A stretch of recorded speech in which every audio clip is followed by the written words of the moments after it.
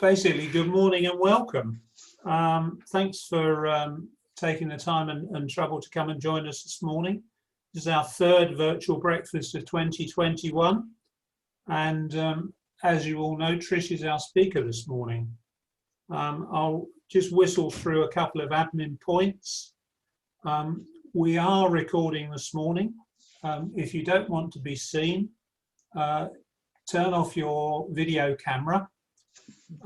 There's a button down the bottom of the screen that will allow you to do that.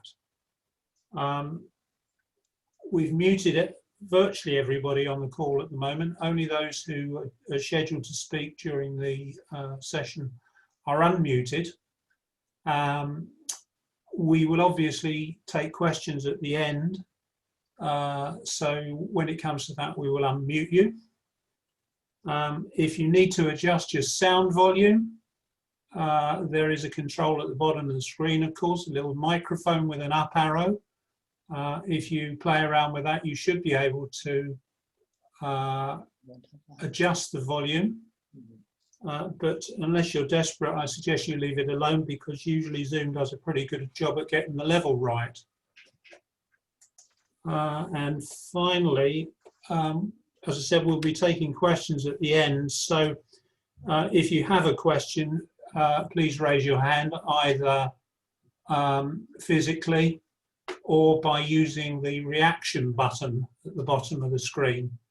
You've got two options on the reaction button. I think there's an applause, which you can use at any time, or there is a hand raised to ask a question. Okay, so we should all be familiar with this by now. So let's move swiftly on. And really, I'd just like to start with a very short blessing. Heavenly Father, we thank you for bringing us together in fellowship this morning and for the presence of our speaker here today. We ask you to bless this gathering through Christ our Lord. Amen. Amen. Amen. Okay. Mike King called me yesterday and asked if he could just say a few words. So I'm going to hand the floor over to Mike. Mike, off you go. Oh, thanks, Bill. Thanks. Hello, chapess. And this is just two plugs, really. You may remember in the past we've had speakers, Mark Green of the London Institute for Contemporary Christianity. And he talked about the foundation of that by John Stott, who was born 100 years ago, died in 2011, I think, who founded LICC. Another one of our speakers was a chap called Paul Wooler. You may remember. He founded and was CEO of Theos, which was a sort of Christian think tank political agitator. Great chap. He's just taken over as CEO of LICC, the London Institute. And Mark Green has gone on to be sort of president there. And in order to celebrate John Stott's 100th anniversary and the foundation of LICC, they are bringing out a new resource called Growing on the Front Line. The whole organization is about bringing Christianity in, everybody having a vocation, bringing Christianity into the workplace, not leaving it up to the clergy, etc., church. And they are looking for funds for that at the moment. They wrote, I got their newsletter, I get their newsletter and their publications quite regularly. They're very, very good stuff, lots of very good resources, but they're looking for contributions. So I've said that I would put the website out there, and I think, Bill, you're going to circulate the websites later on after. Happy to do that, Mike, yeah. That's good. The other thing, it's a very personal thing here, is for All Saints, and you know that I'm associated with All Saints Coffee Shop in Leatherhead, helping as part of the Leatherhead Youth Project, helping young people, and we've struggled financially. The churches together in Ashtead have really been very, very helpful, and we have received good resource from them in the past. This year has been punishing.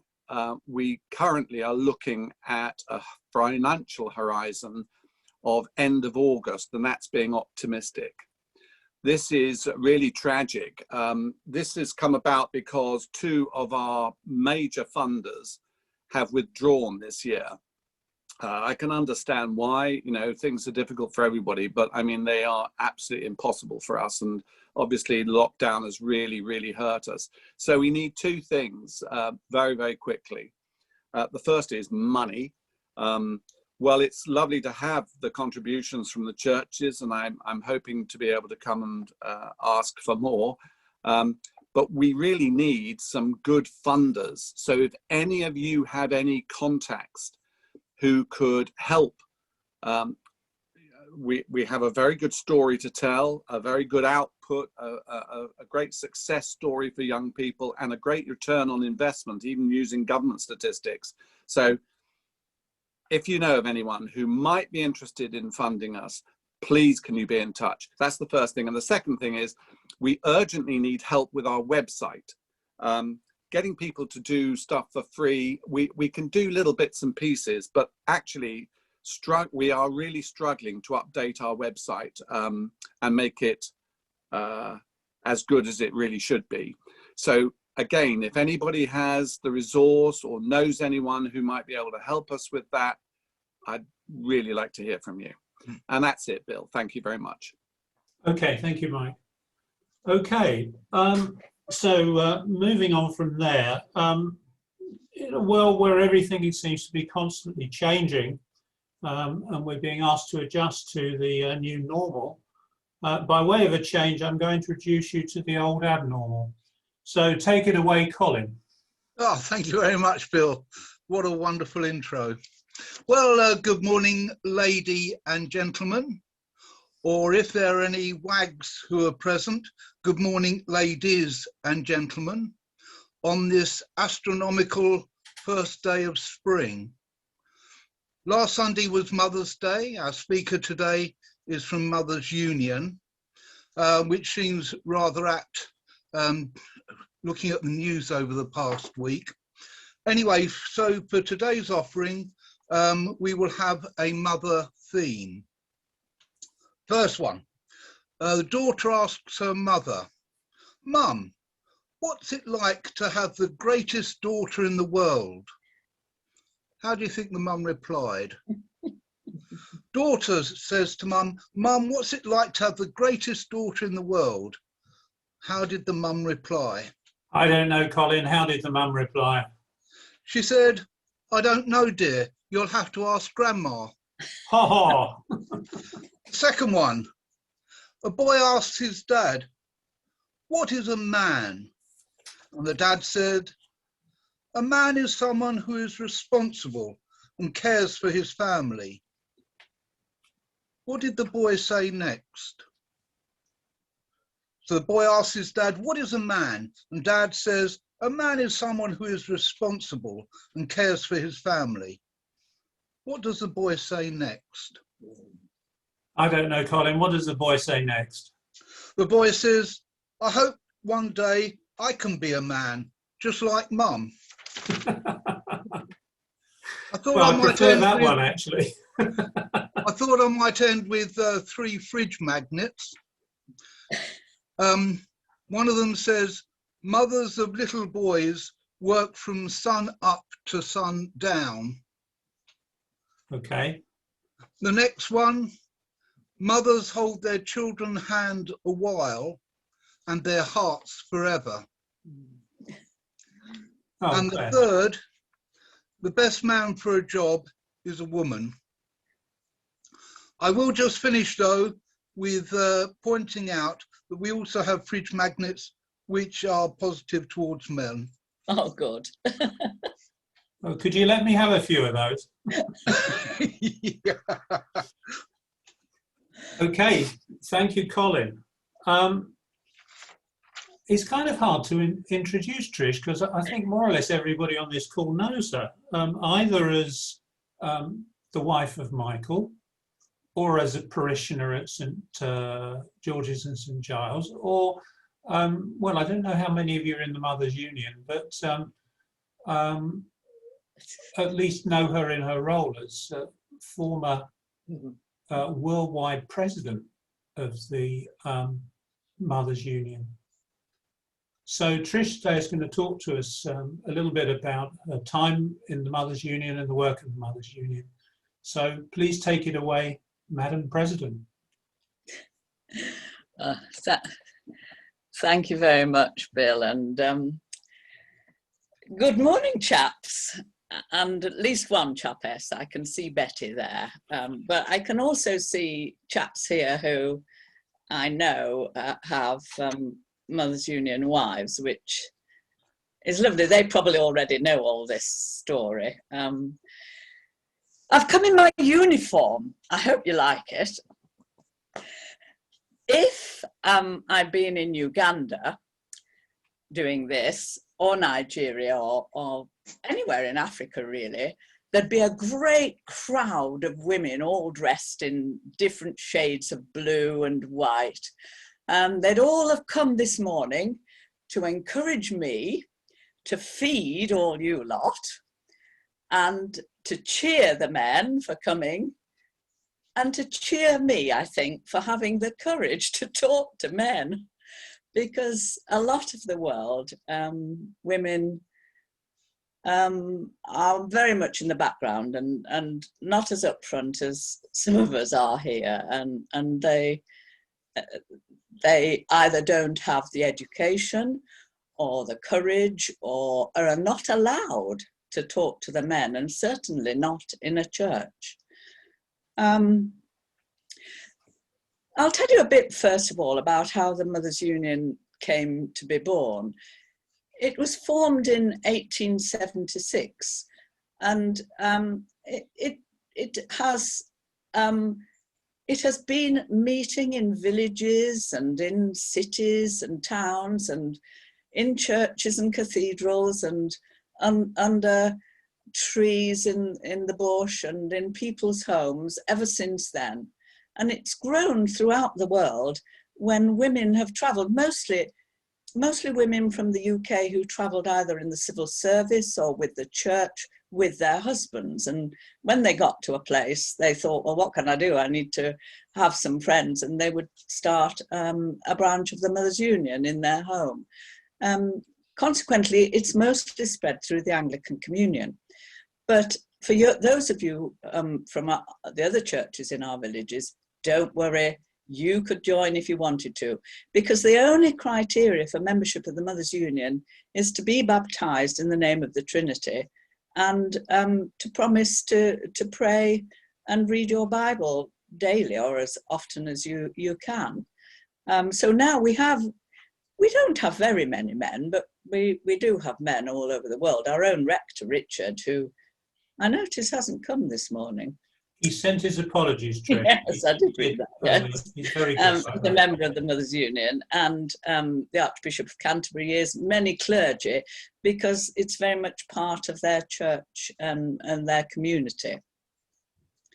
So ecumenically, we fit into men's breakfast very well. And I have visited branches that are led by a Roman Catholic, or in Scotland, a Church of Scotland person, or have Methodist members and Baptists too in their groups. Because if you're in a village or a small community, and there aren't lots of different groups like we have here in Ashted, I mean, it's a very big village, this, then you join the best group that's there. And so you might join with the Roman Catholic women, or you might whatever. And when I lived in Scotland, the Episcopal Church in Scotland, which is part of the Anglican Communion, is a very small church, and very often the best group in the village might be the Church of Scotland group or the Catholic group. So, you know, maybe the Anglican women would join that.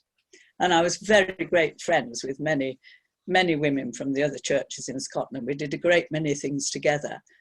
In the year 2000, well, before the year 2000, the women of faith in Scotland decided they wanted to do something special to celebrate that year. And we got together and decided we wanted to do something internationally from around the world. And we you know, the first thing you have to do is get some money to do it with. So we started, I mean, this was really very funny. We started doing a little sort of concert party called Hatch, Match and Dispatched, which was all about being born, getting married and dying, and included songs and jokes. I need to take some of Colin's jokes, don't I? And poems and prayers and Bible readings. And we took it round village halls, and we made enough money in order to identify a woman in a charity in India to bring her to the UK for a few weeks and send someone back there and then support her charity there, which was a really good thing, good way of celebrating the year 2000. Anyway, to get back to the start of the Mothers' Union, it's now spread, and I have to get my piece of paper to remember all the countries. It's in almost all of Africa, in Papua New Guinea, India, Malaysia, Myanmar, Sri Lanka, Korea, the Pacific Islands, New Zealand, Australia, Canada, the USA, the West Indies. At the moment, our worldwide president is from the West Indies. Some of South America, some of Europe, and here in the UK and all of Ireland. Our headquarters are in Westminster. We have a lovely big house there called the Mary Sumner House, after the lady who began our organisation. And during my 6 years as the world president, I had a bedroom there that overlooked St Margaret's Westminster and Westminster Abbey, and I could hear Big Ben chiming, woke me up in the morning, and a great privilege to sleep there several weeks in the year. I still had my home in Scotland, but I whipped up and down to that. Mary Sumner was a vicar's wife in Old Alresford in Winchester Diocese. Her vision was very simple, really. She realised that mothering was something that covers all class of society, from the woman in the big house and the women in the little cottages. And so she gathered together the women in her parish, in her home, and they had meetings to talk about their children. The difficulties of parenting applied to all of them. And that's really how it began, and how to bring up children in a Christian home. It's always been very basically bringing up children in a Christian home. And that's really how it began. And that, Michael, would you bring me my diary, please? I've forgotten to bring it because there's something I want to read from the front of my diary. That's what's gone on ever since. And that's how in every place around the world where it's spread, that's the basic thing that's there. Of course, they do a great deal, many things, lots of different projects. The first time I went overseas, I was told, thank you, love, I was told that I didn't need to be afraid of drinking the water in an African Mothers' Union home, because she would know to boil all the water before she and her husband and her children drank it. And she would always keep it covered. So there would be a jug with water there to give you a drink when you came to the house, and you could be sure that that would be safe. But what I wanted to read from the front of my diary is what it says now. And these sort of things do change in their wording, don't they? But the basic thing is the same. This is what it says. Let me read. Mothers' Union is a global Christian membership charity that has been providing a support network for families since 1876. Working through our 4 million strong membership, we campaign for policies which strengthen family life. Our focus on ending gender-based violence is promoted not only through our advocacy, but through working sensitively with communities for increased gender equality. Our focus on improving the lives of children is through practical outreach in the provision of parenting groups.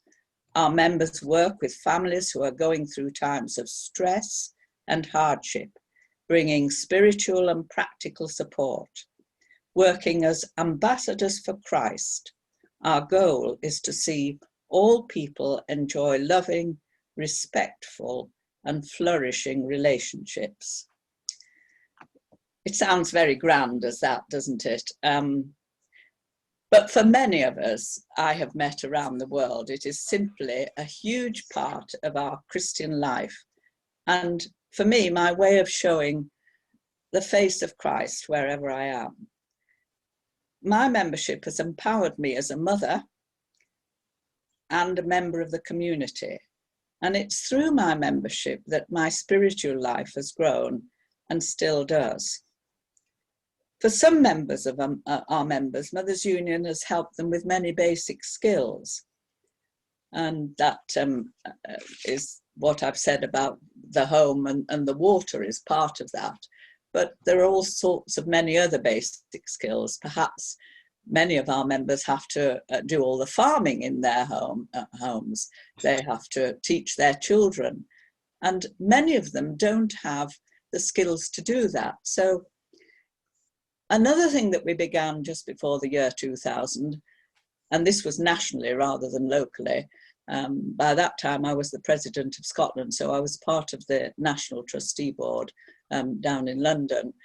We started 2 projects. The first was basic literacy and numeracy, and it was based to begin with in Malawi in Africa, in the Sudan, and in Burundi.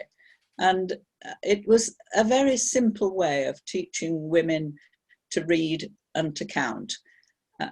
In little groups, they'd have perhaps something like a blackboard with some chalk, or in some cases they just had the mud on the dust on the ground to write in. In some cases they might have a pencil and a paper, but not always. There were no books involved, and they would learn to read from their own natural things. So they'd start by talking about planting the beans or cleaning the house or that sort of thing, and learn the words associated with that. And amazingly quickly, because these were women who had not had opportunities at school, or had maybe only gone to school for a year or 2. But they weren't dim mostly, you know, they very quickly learned to read enough to be able to read the prescription from the doctor or the words on the medicine, so that they knew how much to give their children, or how to not be cheated in the market when they were selling their goods. I've spoken to many, and I've sat with them on the ground in their groups, and for many, the one thing they wanted to do was to be able to read their Bible. And I can remember one woman who said she'd stood up in church the week before and read the lesson, and she couldn't believe that she would ever be able to do something like that. And I thought, goodness, you know, this was just something that I'd been able to do since I was 5 years old, and how much my life had been different to hers.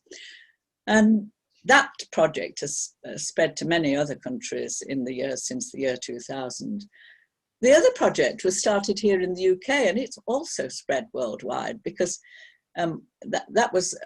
we thought here one of our problems was many of us were not learning from our mothers and grandmothers the parenting skills that others had learned in the past, perhaps because we went off to jobs and were still managing to keep jobs while we were trying to bring up our children as well. And so parenting groups were started, but they were started in very much the same way, you know, a group together, sharing rather than someone stood at the front lecturing. So, and that too has spread around the world. In fact, we've got it to almost every country where Mothers Union is now. We've done parenting skills groups here in Ashted, and you'll know that the government are majoring on that sort of thing now. And I think that there's a group at St George's beginning next week or something quite soon. That's not being run by the Mothers Union. The church are running that themselves. So that was a really lovely way of celebrating the millennium. This past week, well, the week running up to Mothering Sunday was International Women's Week, and at the same time the CSW, which for the life of me, I can't think what that stands for. I'm really sorry. It's something about women. Runs in New York, and it happens every year in March for 3 weeks. And the Mothers Union is a part of that and sends a representative there. And I watched on my YouTube thing something from that.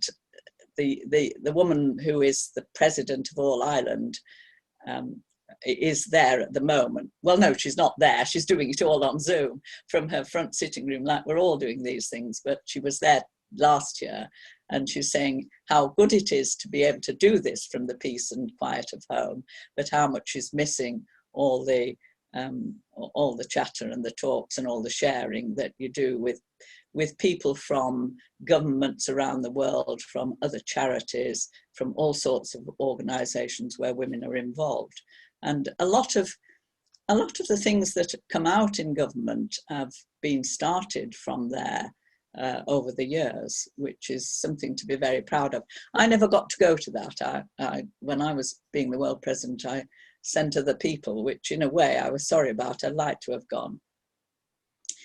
So then perhaps a little bit about the Mothers Union here in Ashtead. Locally, our group in St Giles and St George's has around 60 members or so, and we meet once a month for fellowship, and we quite often have a speaker, and we always have prayers. Members have been involved, as I said, in parenting groups, and in another project which happens here in the UK called Away From It All, which is a sort of little holiday project where families who have met with difficulties in their lives and perhaps need a holiday or a weekend away, or even just a day away. And we've helped with those sort of things, and lots of those happen up and down the country. Particularly since the COVID thing this last year, there is a need, and I think this coming year, when holidays are perhaps going to be able, there'll be a lot of us helping with that sort of thing. I joined, the other thing that our local members do, they work in prisons and in hospitals, and they do, of course, a multitude of other voluntary and pastoral things within the church here in the village, just like any member of the church does. And as for myself, I joined the Mothers Union when my boys, I have 2 sons. One lives at the top of Hillside Road with his family. I joined the Mothers Union in the Diocese of Carlisle in North Cumbria when they were quite young, before they even started school. And my main reason for joining at the time was because one of my neighbours offered her granddaughter as a babysitter. And because my husband was working away rather a lot in the week, having a babysitter and getting out in the evenings, our meetings were in the evenings, was a great thrill, anything to get away from them for a couple of hours. But I soon realised that the spiritual aspect of the Mothers Union group, I should say I belong to the WI as well at the same time, and that girl babysat for me as well at that. But the spiritual aspect of Mothers Union and the international aspect really caught my interest and made me want to belong to it. And then when we moved to Scotland, my husband's job moved us to Scotland, and straight away it was a group of friends for me. That was really good. Unfortunately, my teaching career fell away a bit in Scotland, so I had a bit more spare time. The husband was earning a bit more money as well. He didn't quite need me to be earning so much money, so I was able to become a little bit more involved in things, and I was able to go to quiet days and to retreats, and I was able also to become the leader of the group. We were a very small group, nothing like here in Ashtead. I think there were only 12 of us when I first joined. So you had to take on jobs, and I was useless at being a treasurer. I was much better at spending the money than saving it. And I wasn't organised enough to be the secretary, but I was very willing to be the leader. I've got the gift of the gab, so I'm willing to stand up in front of people and speak, and I had a few ideas, and so I became the leader of our local group, and well, the rest is history, really. You know, one thing leads to another, doesn't it? That's where I started my leadership journey. And the first time I represented the Mothers Union overseas, I went to Rwanda in 1997, only 3 years after the genocide there.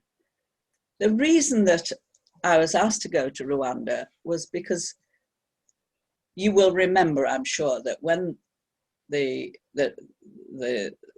terrible thing happened, when the Tutsi people were being decimated in Rwanda and in Burundi to a certain extent too, many of them left the country and went into neighboring countries, Tanzania, Uganda.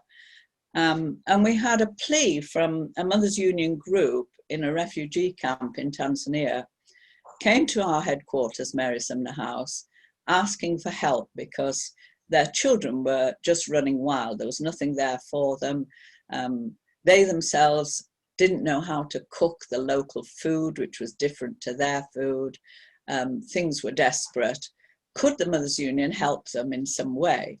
And I was the president in Scotland at the time, and they asked me whether I thought the Scottish membership would make a little bit of money to help with this project. And so I went round my groups in Scotland, talking to churches and to groups, and managed to get money from the groups, but also from the churches who were very sympathetic towards them. And we sent things, but we also sent money. And at the end of 1996, I remember it so clearly on the television news, women and families, because it was mostly women, were on their way back into Rwanda because things had got a bit easier. So the Mothers Union decided that they really needed to go and see how these families were managing, how the church was managing, and they would send a member of staff and they would send one of the volunteers. And in a coffee queue, somebody said to me, "Would you be willing to go, Trish?" And I said, "Yes, of course I would." And even before I got to the front of the queue and got my cup of coffee, I thought, goodness, I haven't mentioned this to David. I haven't asked permission. And I certainly haven't wondered who's going to look after my boys while I trog off across the world. But I did go. I went that August for 3 weeks. And my boys were big enough, really. In fact, they were off on scout holidays and things like that in August. So it was fine. It was an absolute eye-opener for me. The dreadful things that I saw that had happened during the genocide and the way the people, even though they'd come home, were living. And when I met the woman that I'd been writing to in my very simple schoolgirl French, because she was French speaking, many of them were, it was really very, well, it was good in many ways, but bad in many other ways. And it really excited me about traveling around the world and seeing how other women lived and how people managed. I managed to learn so many things about living in those sort of places, quite different from here. The second time I was sent abroad was to Jamaica, and that was a completely different kettle of fish because I stayed in really lovely homes and was very well looked after. It was fine, it was that. I'm looking at the clock, Bill. I don't know how I'm getting on, but I haven't even got to being elected as the worldwide president. It was in 2000 that I was elected as worldwide president. I'd never been elected for any leadership position before. I'd always just done it because nobody else would, sort of. So when there were 3 of us that had the courage to put our names forward, and I did spend a lot of time praying about that because I really wasn't sure that I could do it. And then I realized that it's not like being the president of the United States of America. You know, you don't electioneer or anything. If you think that you might be willing, that you put your name forward, and then you just pray about it, and everybody else does too. And all over the world, every diocesan leader all over the world has a vote. So you just wait and see. And it was the first time I went to Oberammergau. I was in Austria, waiting the day before the Oberammergau Passion Play, when somebody rang me up.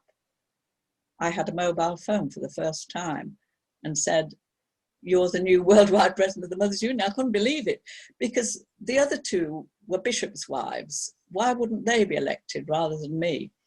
But there was this strong feeling that you had been chosen. You know, I've never felt that in any other way, that God was really saying, yeah, you're the right person at this moment. You may not be terribly important or terribly clever or all that good at all these things, but you're the right person for this moment. And as we all know, chaps, those whom God chooses, he enables, and there's definitely a strong feeling of that. I did manage to do it reasonably well, and I was the sort of person who I could be comfortable in different homes. I could talk to lots of people, from refugee camps to palaces. I think I was in the right place at that time. Hopefully so. And at the beginning of the 21st centuries, preparing the Mothers Union for what has already become quite a different organisation, and even more so during this past year of COVID. And the amazing women that have followed me as leaders. At the moment, we have our first overseas president from Guyana in the West Indies. She really is an amazing person. Her husband was a West Indian cricketer, so she's also not a clergy person. But because she travelled with him, she speaks good English, and she has education, and she also can manage to make herself known in all sorts of different places. Of course, I was only able to, as I said previously, to do all this with the support and encouragement of my husband. And my teaching career had come to a halt really when we went to Scotland. Sadly, David died before I became worldwide president. But the job gave me a whole new focus for my life, and it kept me busy for those years when I might have just fallen into miserableness, you know. Now here I am in Ashted for 14 years, and I'm a member of the local branch. I often lead our prayers, and I help in any practical way I can.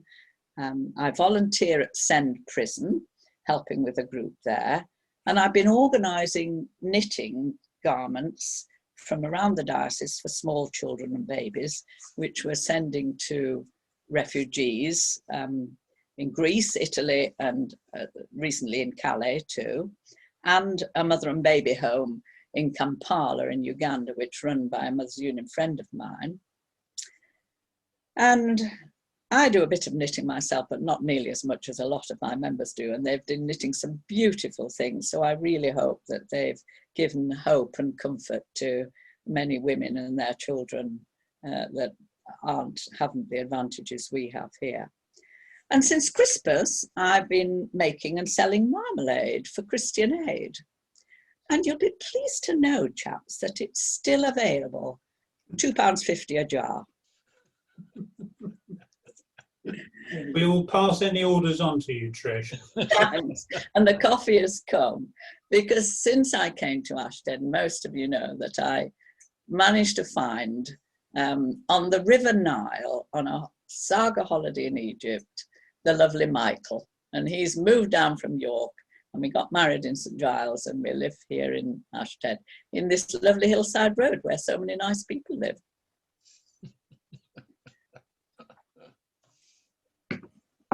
That's it. Okay, thank you very much. We'll move on now to question time, if I can just work the buttons. Hold on a second. It's easier if we go back into gallery mode, then I can see if anyone actually is raising a hand. So do we have any questions for Trish?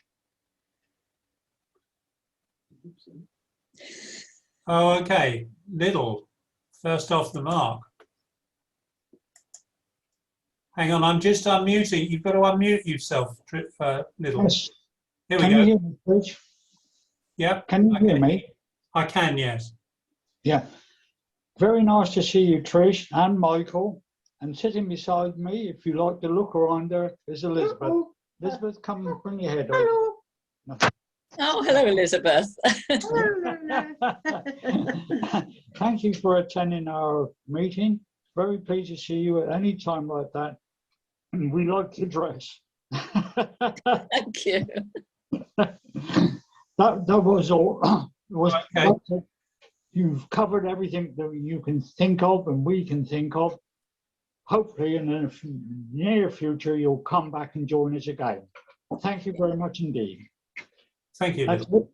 Mike, did you have a... I need to unmute you as well. Sorry? Thank you. There we Thank go. you, Trish. That was great. Lovely to hear you. You talk about 4 million members of the Mothers Union worldwide. That's a good number. And I was just thinking, given the huge issues that the world is facing, does the Mothers Union actually have a political voice? Well, yeah, I mean, we do have members of the Mothers Union who sit in Parliament, but they're too busy doing ordinary Parliament stuff, I suppose. But yeah, we've done petitions. I presented several petitions to Parliament while I was being president. I remember once taking something to the back door of Buckingham Palace, which was quite an entertainment in a way. You know, this CSW thing, which I really should know what it stands for, is really the place where we do a lot of the social that sort of thing. Yes, and no, it's not Christian. I can't remember what it is because it's not just Christian. Someone go on Google while we're yes, please. Yeah, killing us all now. that would be great. So yeah, and I mean, right from the very beginning, we've read the green papers that come from Parliament. They will send anything that's to do with family issues to us, and we will read those and put in an answer. And quite often there'll be something sent round to the membership here in the UK for our Parliament, but in other parts of the world for their parliaments. And many times when I was travelling, I was introduced to leaders within the governments, and certainly to the women leaders or the wives of presidents. Once in Nigeria, I was twice on the television evening news, because in Nigeria the parliament is both Muslim and Christian. So I was interviewed by a Christian man and then by a Muslim leader. But I have to say, at the time, I warmed to the Muslim leader more than I did to the Christian. Funny thing, that really. But Muslims really do think family life is a very important thing, don't they? So, you know, he was really on form. You know, he would have joined there and then. Well, I suppose that's really what I was thinking about, Trish, because you also mentioned in that same sentence that there's a very active unit in Myanmar. And given the way that women's groups generally, whether it's the Mothers Union or others, they tend to cohere in a much better way than men's groups very often, or mixed groups very often. Yeah. And I wondered whether there was a role for the Mothers Union in places like Myanmar, where... Like that. Well, certainly I mean, we here from the centre wouldn't interfere with government in Myanmar at all. But we are, I mean, I'm getting on my Facebook page, which I've joined only recently, and I sometimes wish I hadn't, but I'm getting messages from Myanmar members, specific things to pray for. So what we would be doing here would be praying for them, for the issues in Myanmar. We wouldn't ever be interfering with their government, but their local leaders, I don't think in Myanmar the local women would be either, because it would be the church that would do it.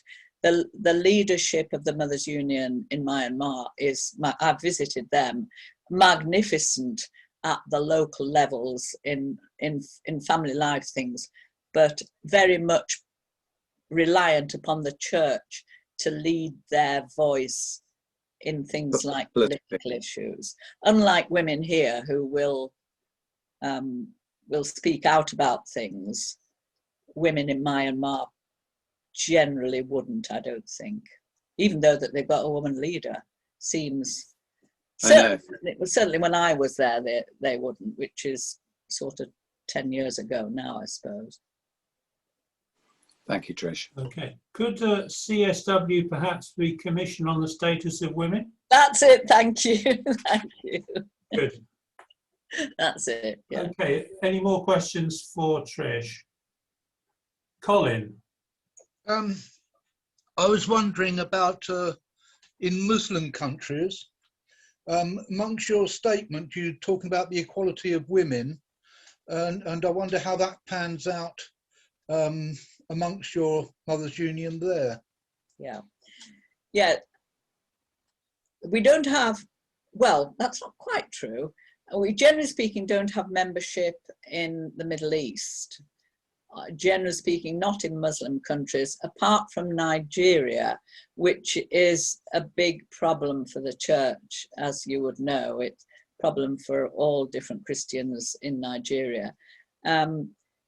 We did have a group in Baghdad, which was led by the Reverend Andrew White, and I believe some of his members were Muslim women, although he didn't talk about that too much, but he had a very broad view, did Andrew White. In Nigeria, it is very difficult because the Muslims, especially in the north, are causing a lot of difficulty, aren't they?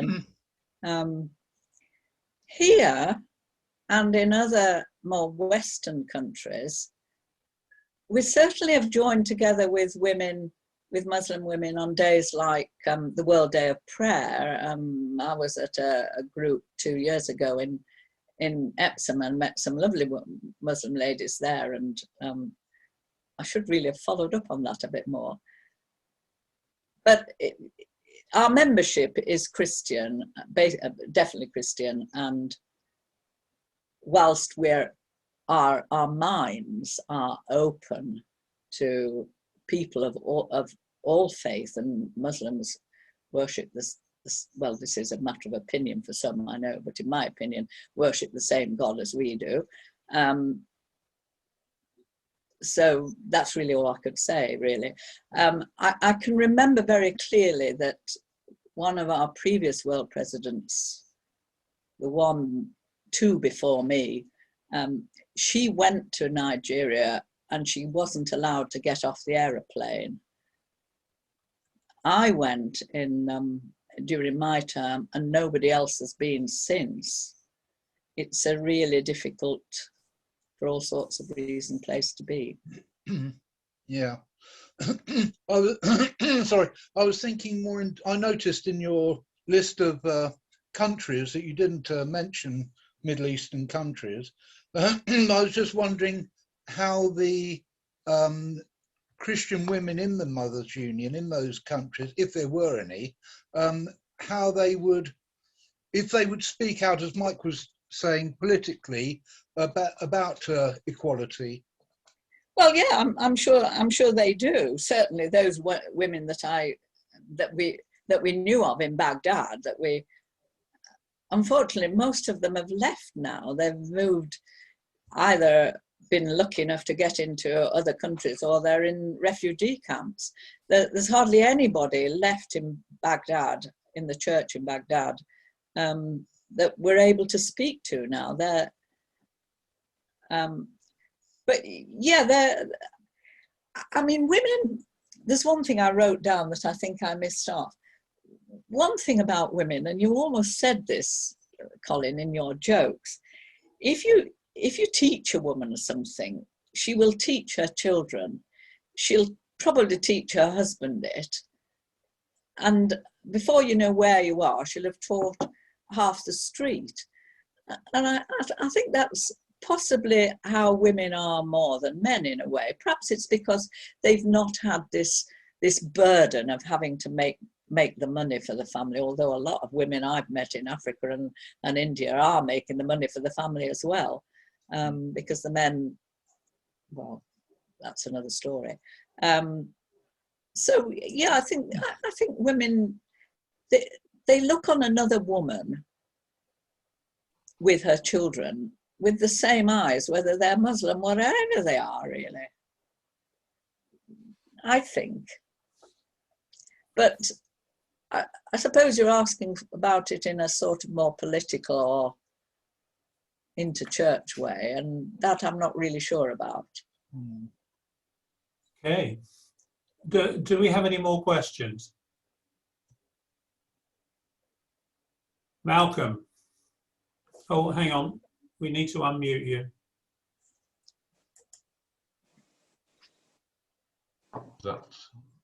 Has that got me? Yes, okay, good, thank you. Thanks, Trish. I mean, moving away from the political, back to sort of, you said a lot about family, that's all right. Family values, obviously key to Mothers Union. In your travels around the world, I'm just conscious that in today's, particularly with COVID and whatever, in our own culture, there's a lot of focus on the problems with family values and increase in domestic abuse and goodness knows what. Yeah. Thinking back to your travels into other cultures, can you think of one or two examples of where, gosh, they've got their family values right, and this is a good example of family values and caring for each other and whatever, a particular culture that anecdote that sticks in your mind that they've got this right, whereas we sometimes get it wrong?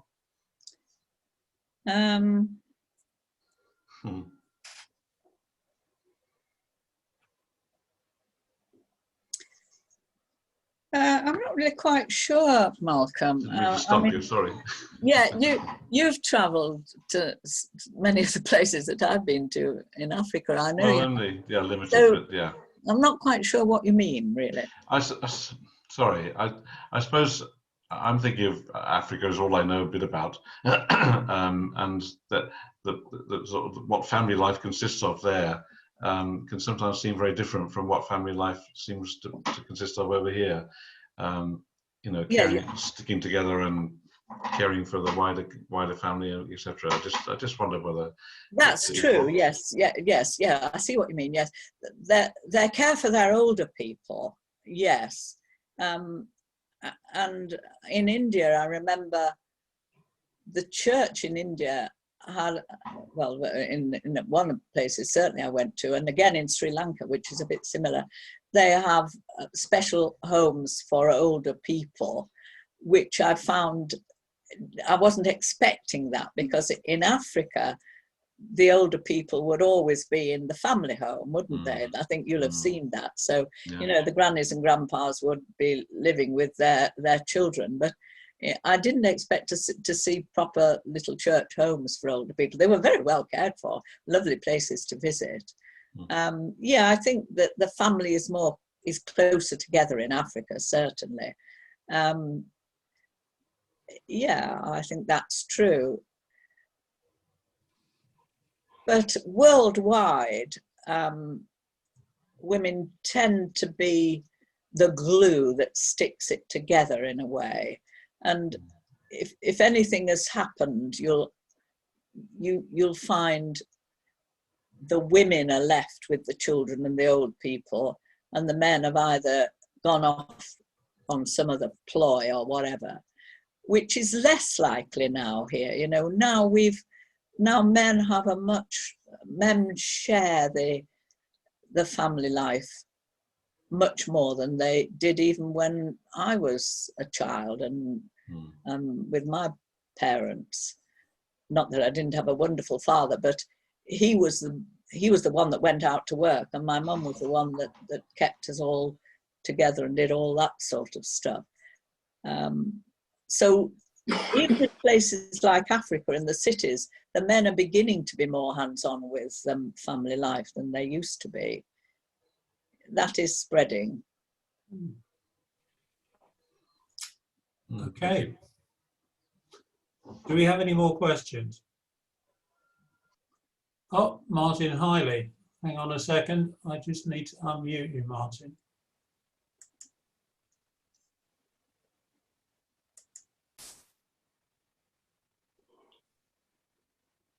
Yeah, I think I'm unmuted. Trish, that's fantastic. Thank you. It's a wonderful example of unity, I think. I wonder if we have any a men's union. Do you think we need a father's union as well as a mother's union? Thank you, Martin. Well, I think that's what you folk are. You know, you're an amazing group, and I've often, when I've looked at Michael's program, thought, well, I want to be listening to this talk. You get some very interesting talks, and now that it's been on Zoom, you're right, I have sat beside him a couple of times. I'm sorry that I'm not there getting the sandwiches, but I do think I think it's important for you men to meet together as men. You know, I don't think women should be there at your groups. I think you should have that. You know, I'm sure Colin's jokes get better when you're just on your own and there's No, they don't. speaking. Well, what makes you think that? And there are, I think it was Malawi where they have a fathers' union as well. There are other places that want to have a, yeah, I mean, the mothers' union around the world isn't the same as it is here at all. It's quite different in different places. And in Malawi, definitely there was a fathers' union, yeah. And but you see, in some countries, the women really need something that's their own, because the men are ruling them, and you know they're not allowed to even. They even have to sit apart in church and things like that in some places I've been. So, but it's not a bad idea. You could start one any day you like. Thank you. But if you do, it must be ecumenical. And I really think that what we have to do is move towards ecumenical things much more than sticking together in our own little cliques. Yeah. And surely certainly over the COVID thing, it's made St. George's and St. Giles move closer together as one church rather than two different buildings. We've had to all worship together on Zoom. But we could be doing it much more with you lot too. Yep. Trish, thank you so much. Thank you. Yes. Okay, Colin again. Gosh, Colin, off you go. Has the Mothers Union found any opposition anywhere in the world being set up? Yes, it has, yeah. It's found opposition in lots of different ways. The name, for one, is a difficulty, a real difficulty. And the uniform is another difficulty. You notice we don't wear uniforms here. And in the United States of America, it's quite new, is the Mothers Union there. It's only really been going maybe 20 years or so. And I visited there a couple of times, and gosh, it's a laugh a minute, it is. The first thing that happens, the night before the service, your host says, can I iron your uniform for you, Trish? And I said, uniform? I don't have a uniform. I put my best dress on or my best jacket to go to church. And then we go the next morning, and at that particular place, the uniform was all white. So she had a white hat, a white jacket, a white dress, white socks, white shoes, a white handbag, white gloves. And the Mothers Union all sat in a big lot of pews at the front of the church, and the ordinary women sat at the other side of the church with their husbands and families, like most of us would. I thought, well, it's never going to catch on here if they behave like this. And then in some African countries, you have to be married in church to join, and those that can't afford to be married in church belong to something quite different and wear a green uniform. And that I found difficult to stomach, you know. And but I tried at one point to change the name of the Mothers' Union. I mean, that was the night that I appeared on our own telly proposing a change of the Mothers' Union, and Matthew was not very old at the time. Well, he'd just moved into his own flat, and he was watching the news with a few friends. He says, "Oh, it's my mother on the telly. What's she doing now?" But I didn't manage to change the name, because for African women, being and also other places like Papua New Guinea and India, and being a mother is the most important thing they do. You know, they're so proud of being a mother and belonging to the Mothers' Union. So no way were they going to vote for change. So we stick with the name, although in our constitution it has a line underneath that says you can, with the agreement of your bishop, you can call yourself anything that you like, as long as you put underneath part of the Worldwide Mothers' Union. So, you know, for instance, in India, they're called Women's Fellowship in India, but part of the Worldwide Mothers' Union. I think in Australia, they just call themselves MU Australia, part of the Worldwide Mothers' Union. Okay, I see we have one more hand raised. Roger.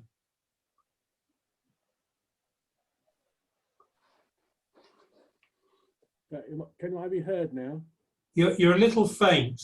Okay, I just wanted to ask a little bit, please, about men who are members of the Mothers' Union. Did that start, I mean, perhaps you could say a few words about this, but did that start where, say, a mother had died and the man was sort of acting as mother for his children? Was that what it was about, or is it a bigger question than that? Could you hear that? Not very well. Okay, let me just try and interpret then.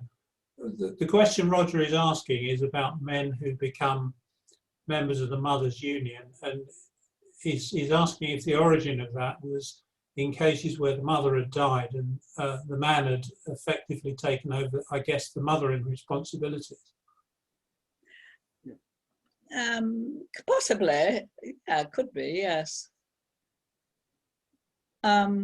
But not necessarily. No, I think when a man has joined the Mothers' Union, in some cases it's been when he's retired and he wants to go to the things that his wife is going to, and we don't just have prayer meetings and stuff. You know, we have days out, and you know, we have conferences, and I mean, Michael comes with me to the. We could have been going to Belfast last September to a big rally. We didn't go, obviously, but Michael doesn't want to join the Mothers' Union because he's got enough things to go to. But for some men, that would be something that we'd quite like to go to. And for other men, they join not to go to anything, but just to show support. That's what Richard Jones, because he believes that the Mothers' Union is a good egg, and he wants to show support by becoming a member and paying his membership fee, sort of thing. So it's really to show support, and that's the case of our bishops. I don't know whether Bishop Andrew is a member, but certainly Bishop Jo is, because I was there when she was enrolled. And the Archbishop of Canterbury, Rowan Williams, was a strong member of Mothers' Union, and so is our present Archbishop, Justin Welby, because they've seen it in other parts of the world. And I haven't talked to you about all the different projects that the Mothers' Union is involved with in all sorts of parts of the world. And Justin Welby and Rowan Williams spoken about the places where they see the Mothers Union group is holding the whole community together with the things that they're doing and the way that they're making money for their families and things, and often holding the church together as well. Okay, thank you. Okay. Oh, sorry. Is that okay, Roger? I was just wondering when the men in those circumstances first were allowed in, if you know that. Yeah, they're allowed in anyway, yes. No. I mean, what date in Mothers Union history was that? When did that begin? That I don't know, Roger. I'm sorry, I'm not sure. It's become more common in my years of membership. Certainly when I was first a member, it was very uncommon. Yeah. But the rule for membership has been the same all along, so it could have been.